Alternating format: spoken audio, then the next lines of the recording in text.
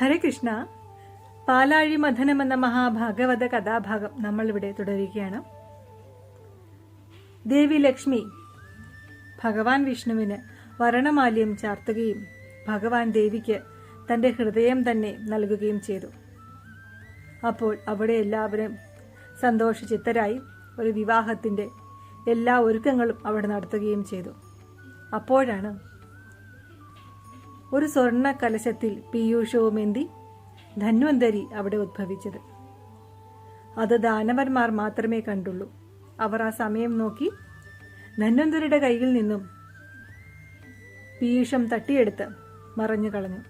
അപ്പോഴാണ് ദേവകൾക്ക് അവർ ചെയ്ത ചതി മനസ്സിലായത്. അസുരന്മാരെ ആക്രമിച്ച് കീഴ്പ്പെടുത്തുവാൻ അവർക്ക് ശക്തിയുമില്ല.